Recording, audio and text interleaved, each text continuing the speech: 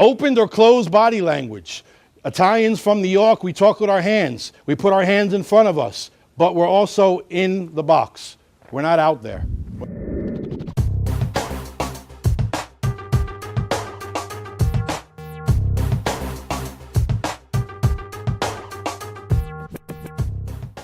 Open and closed body language also, arms closed. If you watch the first 48 when they're doing the homicide interrogations, you'll never see them really talk about a homicide when the person's sitting like this. Because an experienced interviewer knows the person is not going to give information. That you need to use some rationalizations to open those arms up. And then they'll go ahead and start asking the questions they need to. So we want to look at that open or closed body language. Avoiding questions. A lot of people were terminated from that company. But I'm not speaking about a lot of people. We're talking about your termination. People avoid questions.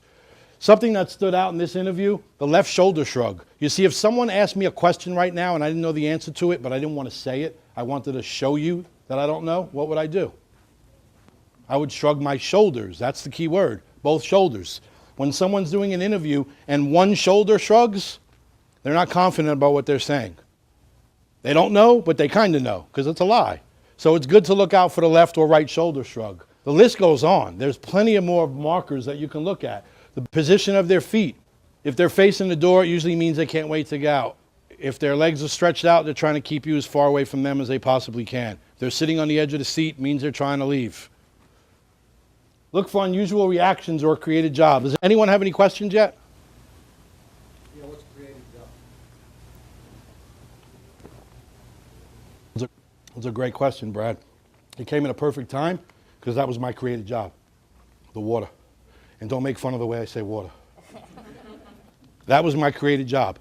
So if you take anything away from this presentation today, go buy a case of water and have this on every single interview you do, offer them a water. Because I've interviewed people who are lying, and the water is what they drink when they need time to lie.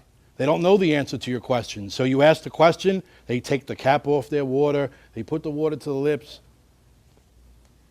they take a sip, and then they give you an answer. They had enough time to think, and you didn't really know they were thinking. The reason why I know this is true, do you know how many people I've seen pick their water up, take the cap off, put it to their lips, and then take it away and put the cap back on again? That just tells me they thought of their lie quick enough. They didn't really need the water. So it's something very important to have in an interview. That's a created job. The imaginary lint. Theft? Steal? Why would I ever steal from a company? What the heck are you wiping off for you? Where did that come from? But we've seen that happen in interviews. It's the imaginary lint. The clicking of a pen. We talked about distractions earlier. That takes out nervous energy.